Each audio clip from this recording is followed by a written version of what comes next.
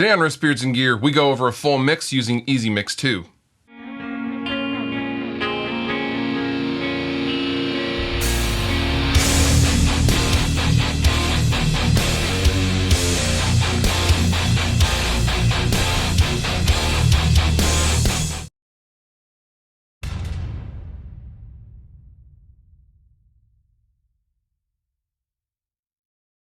So this week, which is the final week for Toontrack's Metal Month, the month of November that is, we're going to go over and revisit the song I did for the Gear Gods 3-pack.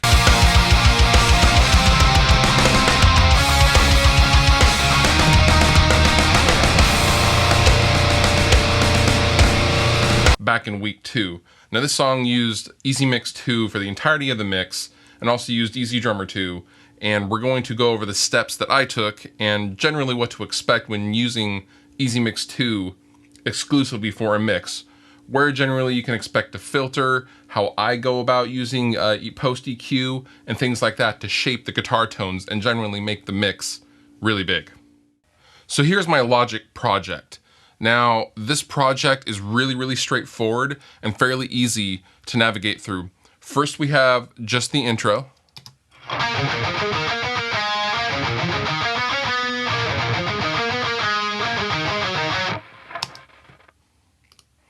Then we have the main guitars.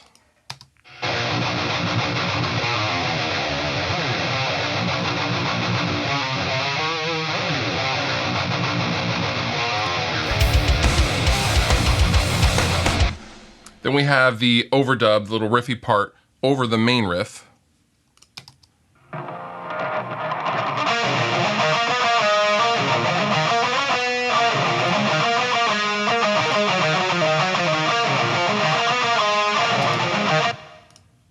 And then lastly, the bass guitars.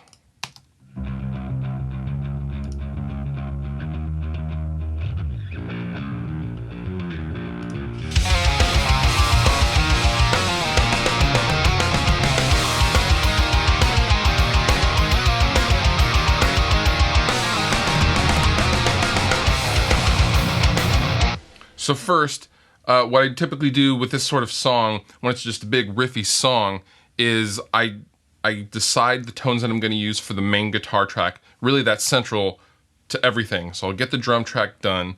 I'll have the main riffs laid out. This is before I've done any overdubs, and I will choose a tone for the main guitars. Now, in this case, here's the bus. Here's the 2 DI tracks. So obviously, without EZMix on, we just have the bass DI tracks.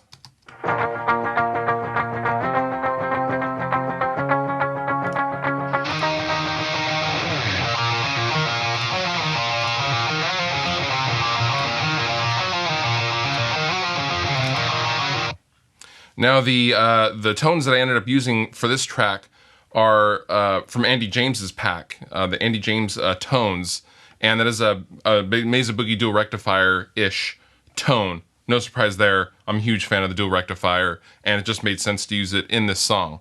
Now, going into the song, I knew that the pickups in the baritone guitar that I used are a little honky and kind of weird in the low mids. And they are the Lundgren the 1 pickups, which I don't think are out yet, or maybe they just came out. But they sound really good overall, but to fit in the mix, I knew I was going to have to scoop out some of the low mids in post.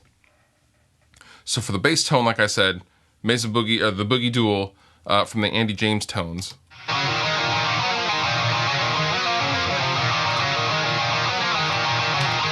And these are being routed through the main guitar bus, which in this case, because it's Logic, I'm using a track stack. And first I scoop out, I'm using a FabFilter Pro Q2 to scoop out some of the low mids. As you can see, this isn't that much. It may look severe, but the scale that we're on, I mean, nothing is more than, 4 3/4 dB. Really, it's not that much. I am also then coming in after that and using a Sheps 73 from Waves. It's a Neve plugin. This is just this has its own voice even when everything is bypassed, and I used it to kind of bring back some of the mid-range in the 3K range. It's kind of a warm plugin. It's very Neve-ish, which I liked. And then finally, I used another EQ, the stock Logic EQ, to kind of fine pick some of the frequencies that were kind of jumping out at me. This is just a final step and not something that you have to do, but if you want to get things to mix just right and sit well with the cymbals, I highly recommend you do so. And that is the main guitar tone. Now that I have the main guitar tone, I can then work on the intro tone. Now the intro tone can't be too different from the big guitar tone because then it'll sound too different and then your ear has to adjust. And for example, something will sound really, really honky, and that's not good. So for the tone, get rid of that. For the intro tone,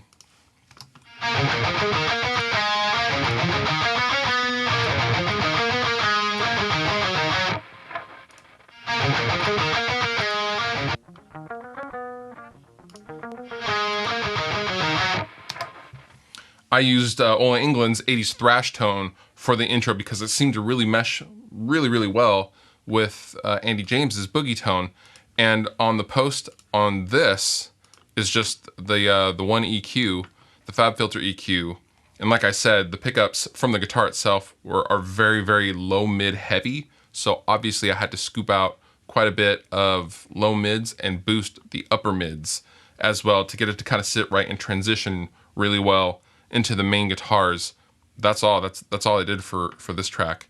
And it seemed to fit just really, really good.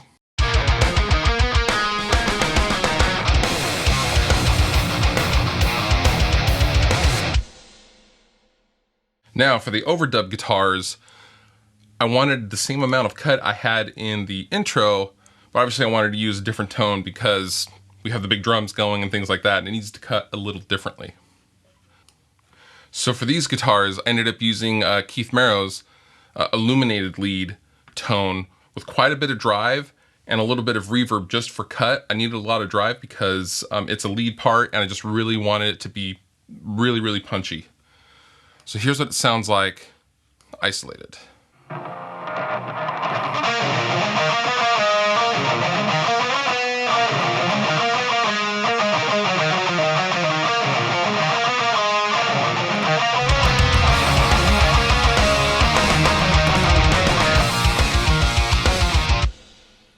Okay, this tone is already pretty good on its own. I didn't have to do too much to it.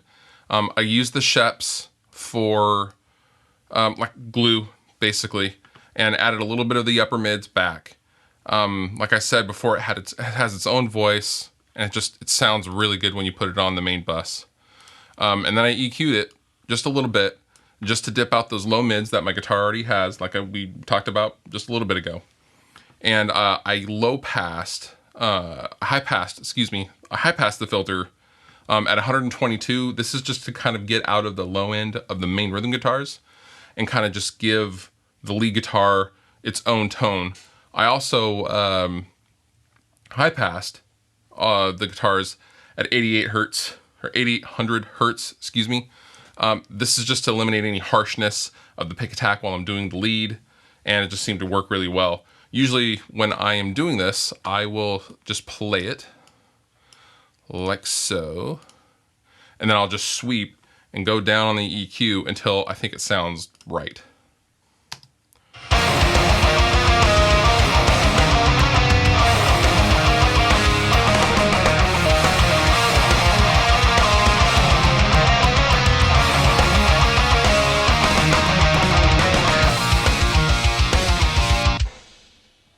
Okay, so now we have the widdly parts. And for the bass tones were actually fairly straightforward. I didn't end up doing a lot because I just didn't need to. So the solo bass track sounds like this.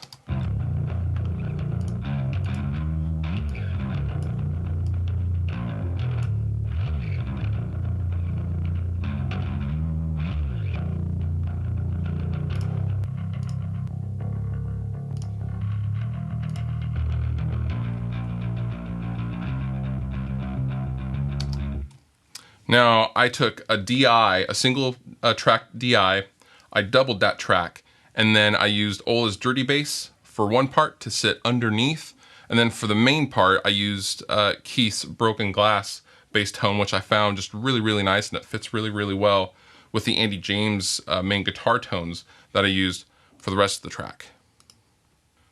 Now for the master bus, I compressed a lot, because with bass you just have to compress a lot. And I used a little bit of post EQ, but not too much. So here we can see the compressor working.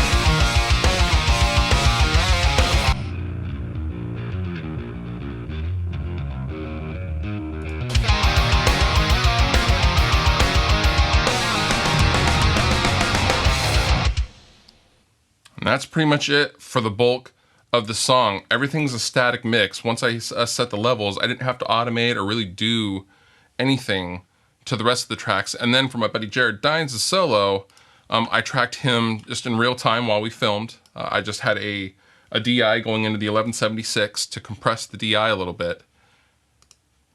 And he's using Adam D's framed lead, which is based on Adam's famous Cobra. And it sounds like this.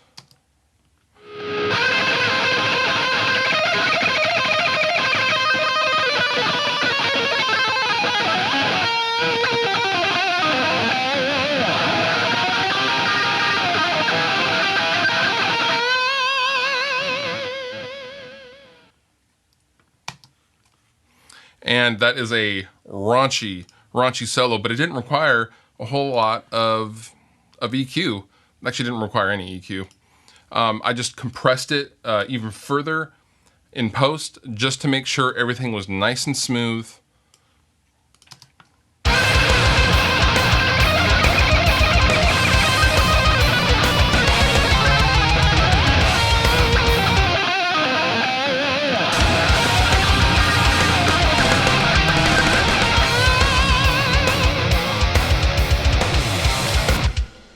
And that was it.